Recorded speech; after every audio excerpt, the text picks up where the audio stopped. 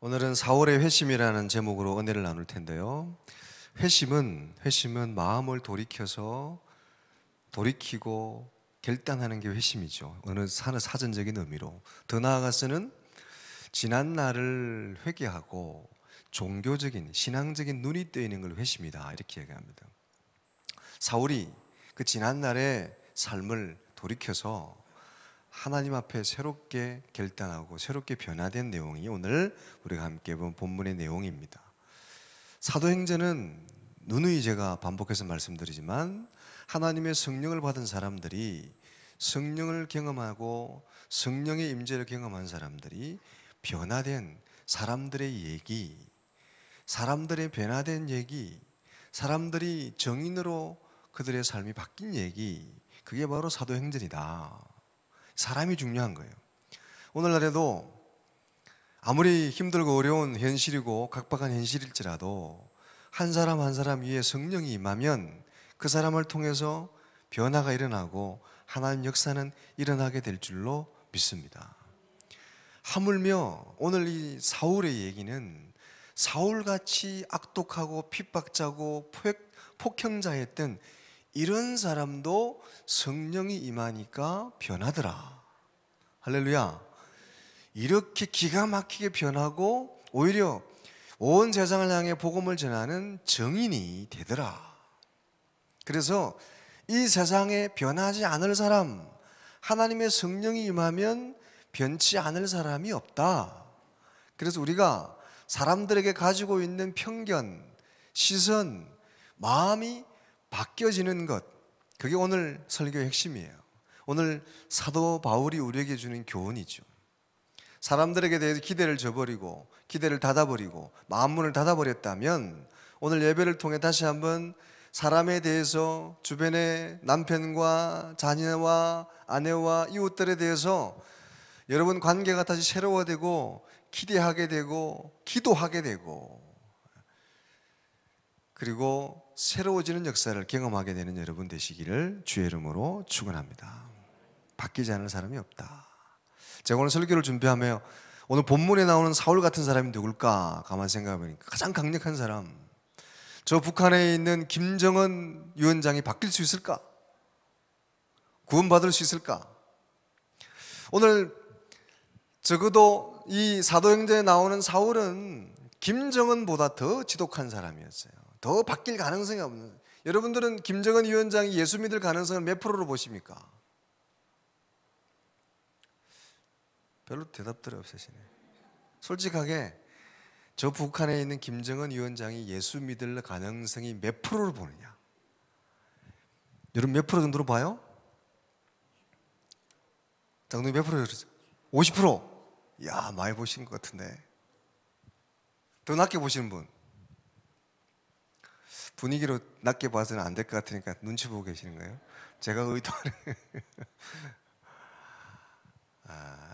그러니까 그 이하로 보시는 분도 많이 계실 거예요. 근데 그 당시에 이 사도 바울은 김정은, 우리가 지금 생각하는 김정은 위원장보다 김정은이보다 더 저 사람이 예수 믿을 수 있을까? 오히려 예수를 핍박하고 감옥에 가두고 그랬던 사람이잖아요.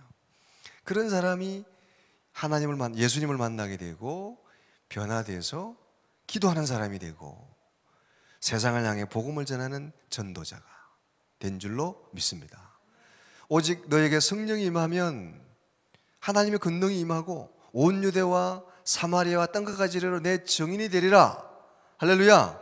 근데 중요한 건 성령이 임하고 증인되는 게 예수 잘 믿는 사람, 착한 사람, 교회에 대해서 호의적인 마음을 가지고 있는 사람만 포함되는 게 아니에요. 지금 봐서는 핍박하고 저주하고 전혀 교회하고는 상관없는 그런 사람들일지라도 그런 사람에게도 성령이 임하면 그들에게도 은혜가 임하고 능력이 임하고 그들도 증인이 될 수 있다. 할렐루야. 그 생각을 우리 바꿔주는 거예요. 사도 바울 같은 사람도 바뀌는구나. 그래서 사실 오늘 사울의 회심이지만 어떻게 우리가 진짜 주제는 편견이 바뀌고 생각이 바뀌는 거예요. 가능성, 닫혀있던 우리의 마음과 생각이 사람들의 가능성으로 바뀌고 생각이 바뀌고 편견이 무너지는 거예요. 이게 바로 오늘 사울의 회심이 우리에게 주는 교훈, 핵심적인 내용입니다. 그래서 제가 지난번 말씀드린 것처럼 7장, 8장, 9장, 10장에 나가면서 이 복음이 예루살렘과 유대와 온 땅으로 흩어가는데 중요한 역할을 하는 네 사람이 있는데 바로 순교자 스데반이 있고, 지난 주간에 봤던 전도자 누가 있죠? 빌립이 있습니다. 빌립, 내게 와보라.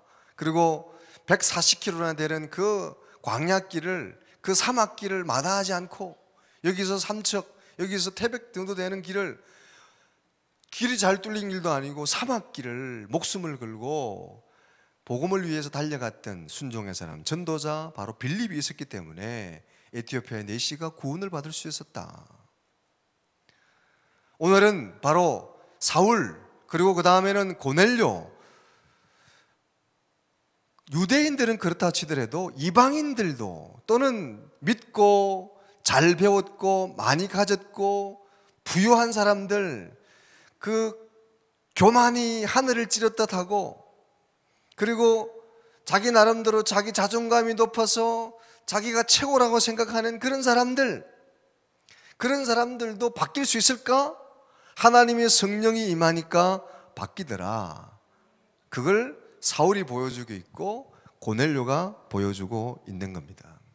가능성, 기대, 편견과 생각의 변화, 전환, 이런 걸 보여주는 거예요. 집안 대대로 유교를 섬기던 뼈대 있는 집안, 섬기는 우상과 제사가 365일 끊이지 않는 집안, 거기다가 명예와 부와 권력을 다 가지고 있는 소위 말하는 지체 높은 양반, 뼈대 있는 집안 일지라도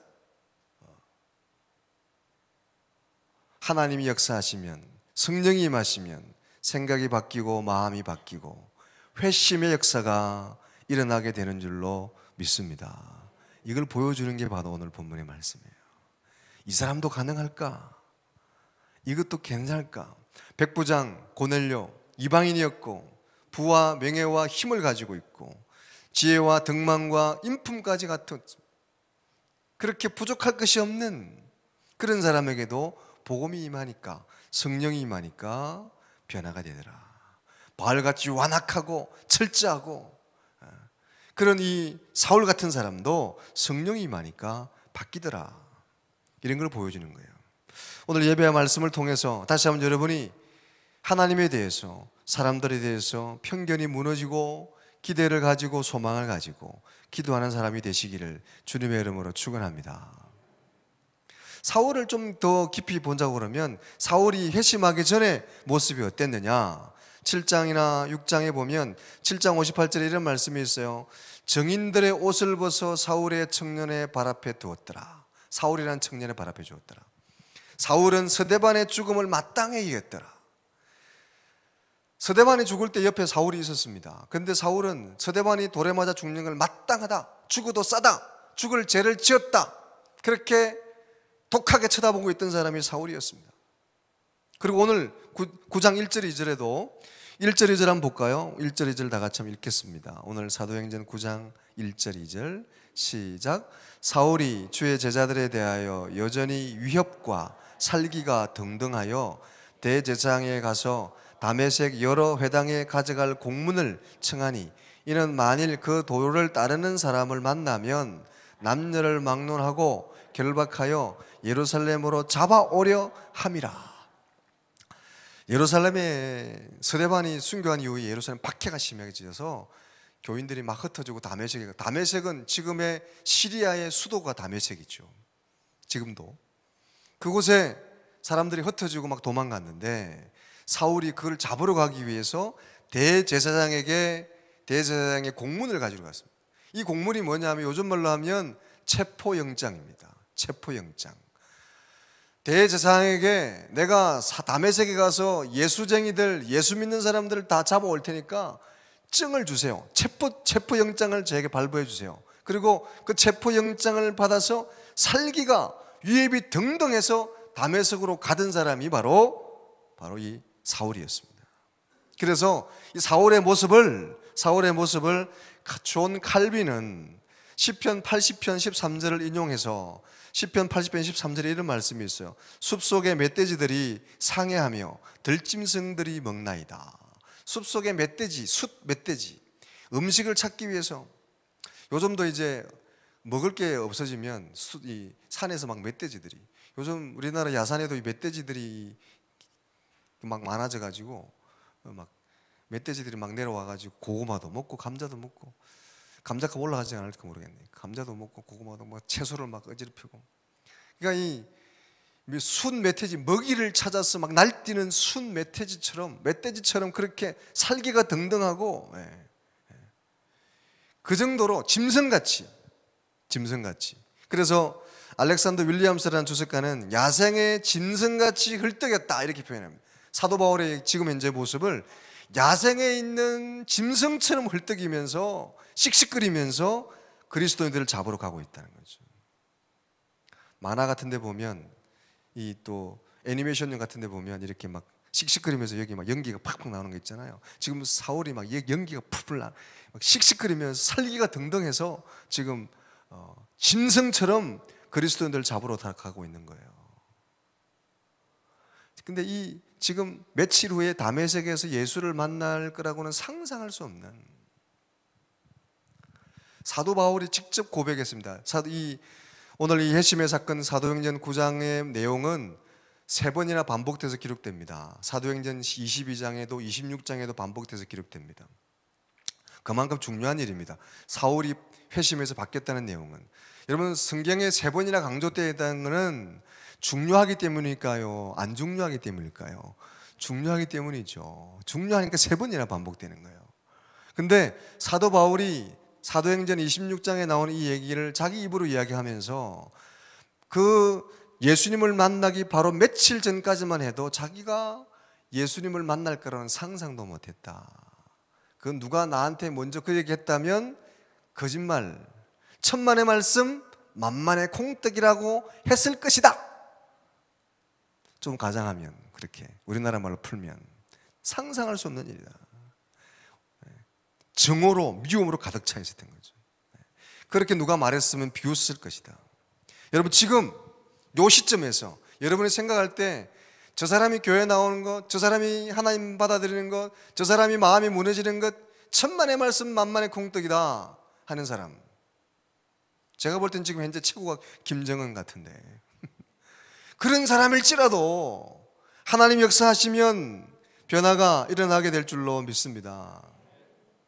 사도 바울이 그보다 더한 사람이 있다는 거죠. 힘으로 안 되고 능으로 안 되지만 하나님이 하시면 되는 줄로 믿습니다. 이제 편견, 우리의 생각이 무너지는 거예요. 우리의 벽이 무너지는 거예요. 신앙은 우리의 생각이 무너지는 거고 하나님 안에서 기대하게 되는 게 신앙이에요. 다시 합시다. 신앙은 가능성입니다. 할렐루야. 신앙은 설레임이고 기대고 가능성이에요. 사람들을 향해서 정말 기대할 수 없는 사람, 정말 포기한 사람, 그 사람을 향해서도 가능성을 가지게 되는 것, 기대하게 되는 것, 막혀있던 담들을 한 방에 무너뜨리는 것이 바로 신앙이라는 거죠. 교회에 대해서, 하나님에 대해서 호의적이지 않던 사람들, 심지어는 교회를 핍박하고 증오하는 사람일지라도 하나님 역사하시면 언제든지 구원받고 그리스도인이 되고 기도하는 사람이 되고 주님의 증인이 될 수 있는 줄로 믿습니다. 사실 우리와 저와 여러분이 그런 사람들이었잖아요. 그런 사람이 변해서 지금 집사가 되고 권사되고 장로전 목사 됐잖아요. 우리도 그랬는데 변했잖아요. 그렇다면 중요한 것은, 여기 몇 가지 살펴볼 것은 사도 바울이 어떻게 이걸 변하게 될 수 있느냐, 이 변한 힘이 뭐냐, 하나님의 주권적인 은혜였죠. 하나님의 은총이었습니다. 근데 이 하나님의 은혜가 결정적인 원인인 건 맞는데 언제 그랬느냐, 몇 가지 우리가 오해를 바꿀 게 2가지가 있는데, 하나는 우리가 생각할 때는 갑작스럽게 바뀌었다, 갑작스럽게 변했다 이렇게 생각이 쉬운데 그러지 않아요. 한번 따라합시다. 사람은 갑자기 바뀌지 않습니다. 사람은 사실은 갑자기 변하지 않아요. 대부분 갑자기 바뀌는 사람도 있고, 그래서 흔히 우리 그런 말 하죠. 갑자기 바뀌면 어떻게 된다고요? 저는 그런 말 안 해요. 그러니까 사람은 사실 알고 보면 대부분은 점진적으로 바뀝니다. 사울의 변화도 갑자기 바뀐 게 아니고 점진적으로 바뀐 거예요. 오늘 3절에 보면, 우리 3절 한번 다 같이 볼까요? 3절 다 같이 읽겠습니다. 시작. 사울이 길을 가다가 다메섹에 가까이 이르더니 호련히 하늘로부터 빛이 그를 둘러 비추느니라. 다메섹으로 예수 믿는 사람 잡으려고 막 체포영장 가지고 헬기가 등등해서 가는데 갑자기 빛이 임한 거예요. 갑자기 호련히 빛이 임했다. 갑자기 빛이 임했지만 사실은 이 사울에게 임한 예수님의 이 임재는 처음이 아니었습니다. 그래서 똑같은 이야기를 기록한 사도행전 22장, 26장에 보면, 특히 26장 14절에 보면 이런 말씀이, 참 비유가 아주 재밌는 비유가 있는데요. 사도행전 26장 14절에 보면 가시채를 뒷발질하기가 내게는 고생이다. 가시채, 가시가 달려있는 그 채찍입니다. 채찍. 이렇게 옛날에 그 고대 이 이스라엘 지역 로마에는 그 채찍에 가시를, 유리 같은 걸 꼽아가지고 채찍으로 때리는, 그래서 찢겨지는 그 가시 채찍이 있었어요. 그 채찍으로 소를, 사람도 이렇게 고문했지만 소를 훈련시킬 때 그 채찍을 썼다 농부가 말했죠. 말 안 듣는 소, 일해 하는데도 자꾸 제대로 가지 않는 소를 뒤에서 농부가 이 채찍으로 때리는 거예요. 젊은 헬기가 왕성한 젊은 소, 길들여지지 않는 소가, 노련한 농부가 길을 들일 때 채찍을 들고 이 소를 길들이는데, 이 소가 길들여지지 않기 위해서 뒷발질로 막 하고 용추름을 치고 그런다고 해서 그 견딜 수 있느냐? 결국에는 그 노련한 농부의 채찍과 그 조련에 의해서 소가 굴복하게 돼 있다. 그래서 아무리 해도 안 되는 일, 헛심 쓴다 할 때 이 속담을 쓰는 거예요. 가시채를 뒷발질하기가 내게는 고생이다. 너 그래 봐야 괜히 고생만 하는 거야. 너 괜히 그 안 될 것 가지고 괜히 힘쓰는 거 가시채로 뒷발질하는 고생이야. 그런 속담이란 말이죠. 그게 무슨 말이냐면, 사도 바울이 자기가 나중에 변화되고 난 다음에 이전의 일을 돌이켜보면서 내가 예수 안 믿겠다고, 예수님은 자꾸 나에게 가시채를 나하고 채찍질 하듯이 가시로 나고 자꾸 찌르고 나에게 자꾸 도전했는데, 다가오셨는데 내가 아니라고 거부하고 부인하고 뒷발질로 자꾸 찾는데, 그게 마치 농부의 그 채찍을 피하려고 고집 부리는 그런 젊은 수소처럼 그 발길질이 소용이 없더라. 결국은 그 예수님의 그 다가오심에 굴복하게 되고 예수님의 안에서 변화되게 되고 회심하게 되더라. 할렐루야. 그걸 나중에 바울이 간증을 한 거예요. 그 견뎌봐야, 버텨봐야 괜히 고생만 해. 우리 이제 예수 믿은 사람들이 간증할 때 그런 얘기 하잖아요. 안 믿으려고 버티다가 돌아왔는데, 여러분 혹시 그런 분 계시면 그러지 마세요. 괜히 고생만 합니다. 그러다 더 맞습니다. 사울이 그 얘기 하는 거예요. 괜히 그러지 마시고 빨리 돌아오세요. 빨리 고백하세요. 괜히 고생만 더 하고 괜히 환난만 더 생기고 더 어렵습니다. 사울의 간증이에요. 그게 사도행전 26장에 나오는 거예요. 그 말은 뭡니까? 사울이 이 다메섹 도상에 주님을 만난 게 처음이 아니었던 거예요. 예수님이 계속해서 찔렀어요. 사도 바울을 채찍으로 때리듯이 사울의 마음을 계속 찔렀어요. 한두 번이 아니었다는 거예요. 구체적으로 예수님이 사울을 찌른 이 채찍 같은 찌름이 무엇이냐? 사울의 생각 속에 자꾸 생기는 의심이에요. 그리스도인들을 핍박하는데, 야 진짜 예수가 있으면 어떡하지? 분명히 예수는 살아계신 하나님이 아닌데 왜 저 사람들이 저렇게 변하는 걸까? 저 사람들이 왜 저러는 걸까? 자꾸 속에서 솟아나는 의심과 의문들이 계속 끊이지 않는 거예요. 예수님에 대한 소문이 들리고 예수님에 대한 그런 이야기를 들을 때마다 사울의 마음속에 번민이 생기고 고민이 생기고 의심이 생기는 거예요. 그게 자꾸 자신을 마치 채찍으로 찌르는 것처럼 그렇게 찔렀단 말이죠.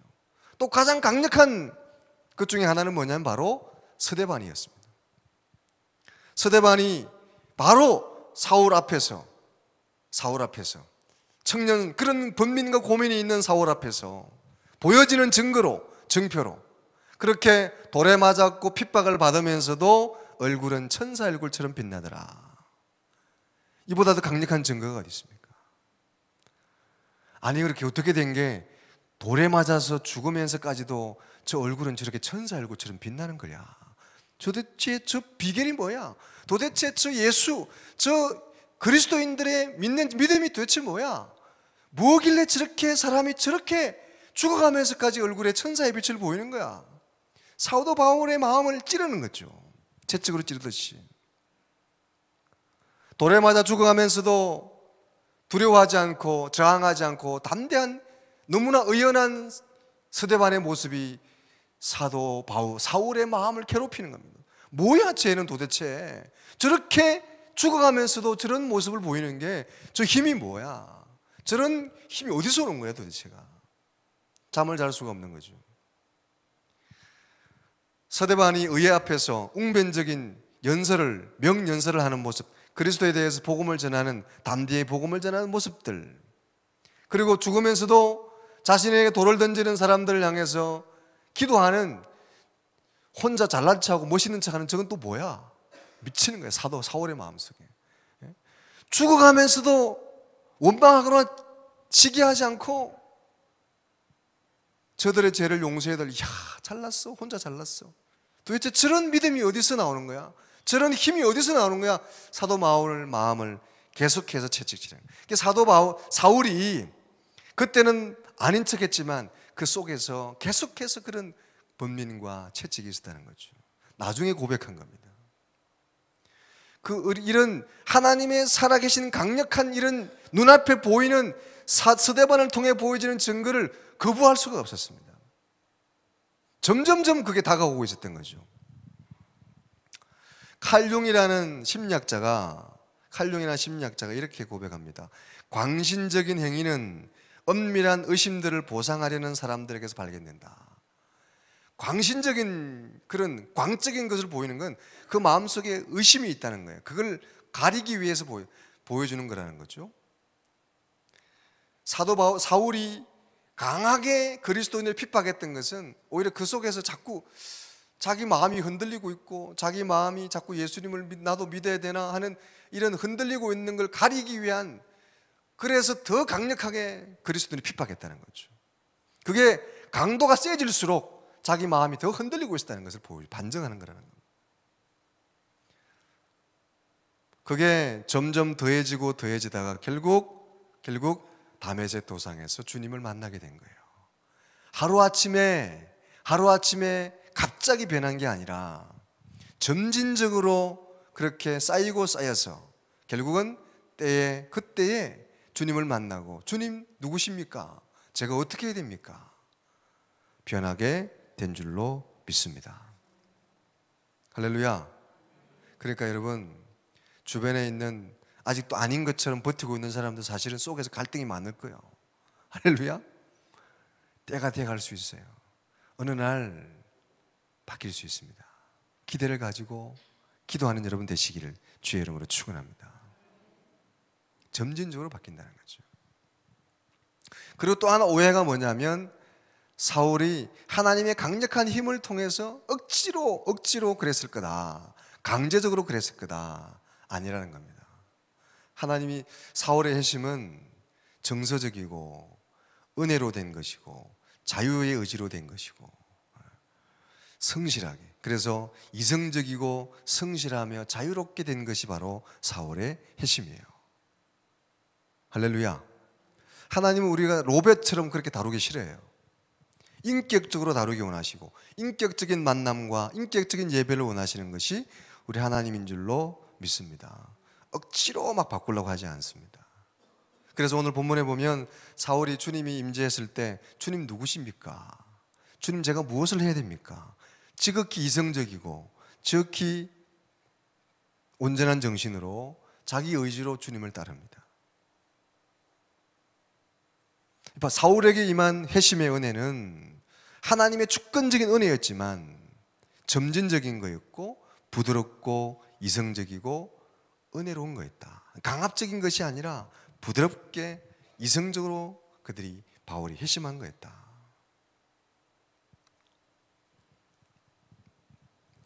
하나님은 우리를 압도하기 원하는 것이 아니라 우리를 자유하게 원하시죠. 그래서 죄는 우리를 짓밟고 우리를 옥죄지만 하나님은 우리를 자유하게 하시는 줄로 믿습니다. 진리가 너희를 자유하게 한다 그랬어요. 진리를 알지니 진리가 너희를 자유케 하리라. 우리는 흔히 그렇게 생각해요. 믿음이라고 하는 것, 신앙이라고 하는 것이 나를 자꾸 귀찮게 한다. 나를 옥죄한다. 주일 지켜야 되고 뭐 예물 드려야 되고 뭐 해야 되고. 아이 교회 다니면 귀찮아. 짜증나 씨. 여러분들 말고. 아이 교회 다녀보니까 귀찮네. 이것도 하라고 저것도 하라고 이때도 나오라고 저때도 나오라고. 아이 진짜. 신앙의 어떤 이런 신앙생활이 우리를 자꾸 귀찮게 하고 내 생활을 옥죄는 것으로 생각하기 쉬워요. 근데 사실은 진짜 우리를 올가매는 그 올가미가 있는데 그게 뭐냐? 죄라는 거예요. 할렐루야. 신앙은 우리를 올가매고 억압하는 것이 아니라 신앙은 우리를 자유하게 하는 겁니다. 할렐루야. 하나님은 절대 여러분을 올가매기 원하지 않으세요. 여러분을 귀찮게 하기 원하지 않습니다. 그리고 억지로 여러분이 예배를 받기 원하시는 분이 아니에요. 하나님은 여러분을 자유하게 하시는 분이십니다. 믿음은, 은혜는 우리를 자유롭게 하십니다. 사실 우리를 진짜 억압하는 것은 바로 죄라는 거라는 거죠. 세상의 죄, 정욕이지 하나님의 은혜가 아니라는 거죠. 신적인 은혜는 우리를 결코 짓밟거나 옥죄지 않습니다. 반대로 우리를 참으로 인격적이게 하고 참으로 부드럽게 하고 참으로 자유하게 하는 것이 하나님의 은혜고 하나님의 은총인 줄로 믿습니다. 그래서 우리의 교만과 편견과 자기중심, 자기 욕심, 자기 욕망의 굴레로부터 우리를 해방시켜서 우리를 회개하게 하고 진정으로 자유한 믿음을 가질 수 있게끔 해주는 게 하나님과의 만남이고 성령의 임재고 하나님의 은혜인 줄로 믿습니다. 나밖에 모르고 내 중심, 내 욕심, 내 정욕, 세상의 그 죄의 굴레 속에 편견 속에 욕심 속에 생각 속에 갇혀있던 우리를 자유하게 하는 게 신앙이라는 거죠. 고집불통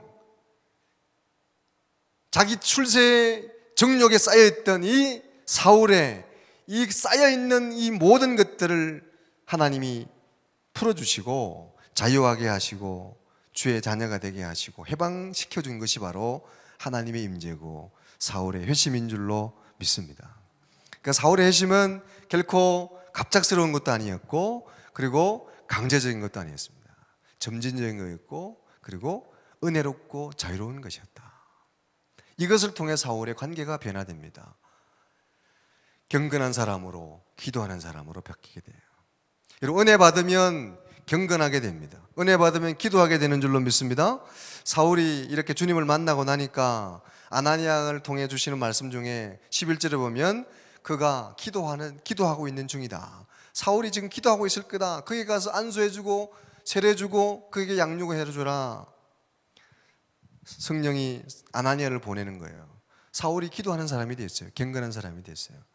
우리가 회심했는데 바뀌었는데 기도하는데 나아가지 아니하고 경건의 모양이 없는 그런 회심은 잘못된 회심이죠. 은혜 받을수록 진짜로 하나님을 만날수록 진정한 회심을 우리가 경험한 사람일수록 더 경건해지고 더 기도하게 되고 더 말씀의 길을 기울이게 되고 하나님께 더 온전하게 나아가게 되는 것, 그게 진정한 회심이에요. 이런 은혜가 있기를 여러분에게 주의 이름으로 축원합니다. 더 기도하는 사람, 더 예배를 사모하는 사람, 더 성령의 임재를 사모하는 사람, 더 경건해지는 여러분 되시기 바랍니다. 오늘 끝으로 좀 살펴볼 두 사람이 있죠. 간단하게 시간이 없어서 아주 많이는 못 보지만 사울이 이렇게 회심해서 세워지는데 혁혁한 공을 세운 사람이 아나니아라는 사람이 있고 9절에 10절에 나오는, 그리고 20절 이하에 나오는 바나바라는 사람이 있습니다. 사울이 워낙 유명한 사람이다 보니까 하나님의 천사가 성령이 아나니아를 보내는데 아나니아가 처음에 안 가려고 그럽니다. 사울이 어떤 사람이냐? 사울은 우리를 잡아 죽이는 사람이고 우리를 잡아 죽이는 체포영장까지 가지고 있는 사람인데 그 사람에게 어떻게 갑니까? 제가 못 갑니다. 근데 성령의 인도에 순종해서 아나니아가 다가가서 사울에게 형제요 하고 다가가서 그에게 안수하고 그를 양육하고 그가 세워지도록 도와주는 역할을 합니다. 바나바도 마찬가지죠. 바나바가 사도들이 사울을 알아서 거부할 때 사울과 사도들과의 연결다리, 브릿지, 축복의 통로가 되어줬던 사람이 바로 바나바입니다. 이 바나바와 아나니아를 통해서 사울은 참된 그리스도인으로, 전도자로, 정인으로 세워져 가고 양육되게 되어갑니다. 회심도 필요하지만 갓 회심한 사람, 곧 회심이 필요한 사람을 도와주는 아나니아와 삽비라 같은 사람이 오늘 교회에 필요하고 우리 주변의 공동체에 꼭 필요하죠. 그래서 윌리엄 바클레이라는 부수학자는 이 아나니아를 가르쳐서 기독교에 잊혀진 영웅 중에 하나다 이렇게 표현합니다. 아나니아. 우리 교회도 이런 아나니아 같은 사람이 필요해요. 새로 들어온 사람, 이제 곧 회심이 필요하고 곧 회심한 사람, 저 문턱에 들어와서 잘 들어오지 못하는 사람들을 다가가서 세워주고 격려해주고 잘할 수 있도록 도와주는 아나니아. 사울을 사울을 연결해준 브릿지가 됐던 이 바나바처럼 기존의 성도들과 새로운 사람을 연결해 줄 수 있는 이런 바나바 같은 그런 사람이, 이런 신앙의 영웅들이 필요하다는 거죠. 오늘 아나니아도 처음에는 가기 싫어했잖아요. 제가 늘 말씀드리지만 꼭 교회 오면 만나는 사람들끼리만 사치게 팥사뽀 하지 말고 자기들끼리 막 오랜만에 잘 지냈어 막 그러지 말고 다가가기 싫은 사람에게 좀 다가가서 만나주고 잘했다 환영해주고. 제가 이제 벌써 6월달이 됐네요. 제가 이 교회에서 이렇게 창문에서 이렇게 창가에서 잠시 이렇게 밖을 내다보는데 어린이집 차가 탁 도착하니까 엄마가 그 어린이집에 내리는 아이를 맞이하는데 엄마와 아이가 서로 부둥켜 안고 이제 뭐 한 서너 살쯤 된 아이죠. 애가 막 엄마가 아이를 탁 안으니까 애가 좋아서 엄마 품에서 그 엄마도 아이를 또 막 뽀뽀하고 안고 두드리고 그게 너무 아름답더라고요. 나도 우리 딸들을 저렇게 좀 맞이하고 싶다. 얘들은 아빠가 다가가면 그냥 이렇게 그냥 짐승을 야 애들이 커도 저렇게 환영하고 맞아주면 그러면 안 되나? 여러분 우리 교회도 서로 환대하고 환영하고 할렐루야. 꼭 모여도 꼭 지들끼리 꼭 모이는 사람, 그 사람들끼리만 모여있어요. 밥을 먹어도 그 사람들끼리 먹고 앉아있어도 그 사람끼리 앉아있고. 그리고 새로운 사람들은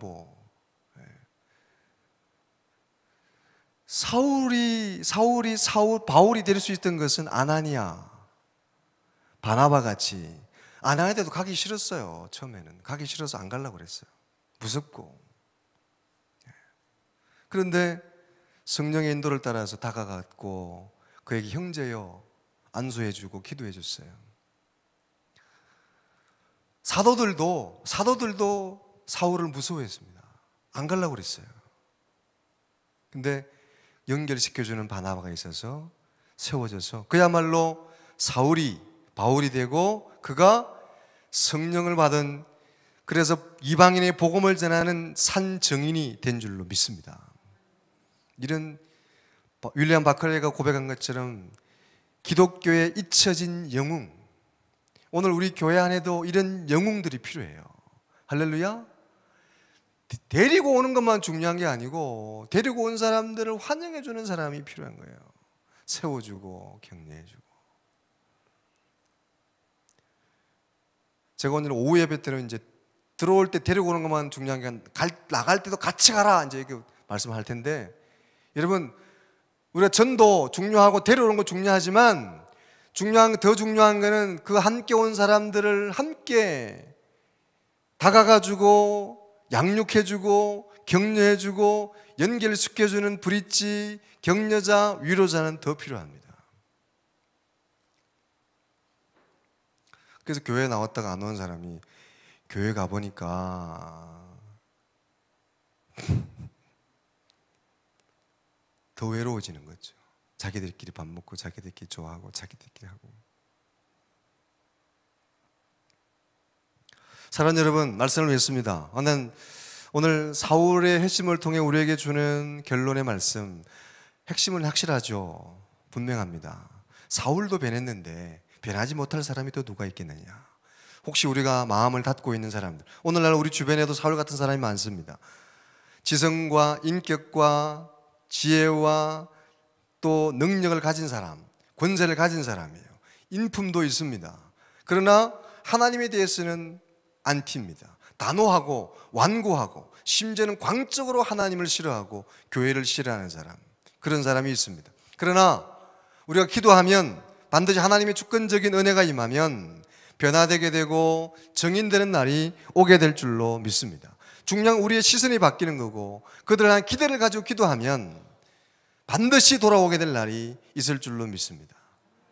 그리고 우리도 좀 더 깊은 회심으로 나아가고 또 그렇게 돌아온 갓 회심한 사람, 회심이 필요한 사람에게 다가갈 수 있는 아나니아와 바나바 같은 영웅들이 다 되시고 또 살아계신 그 하나님을 오늘도 만나시고 바울을 만나주시고 사울을 만나주시고 아나니아와 바나바를 만나주신 살아계신 그 하나님, 역사하시는 그 하나님을 경험하고 그 하나님을 사모하는 이 한 주간 6월이 다 되시기를 주의 이름으로 축원합니다. 하나님은 살아계시는 줄로 믿습니다. 그 하나님 만나시고 그 하나님을 새롭게 되시고 그 하나님을 소개하는 다리가 되어 가시기를 주의 이름으로 축원합니다.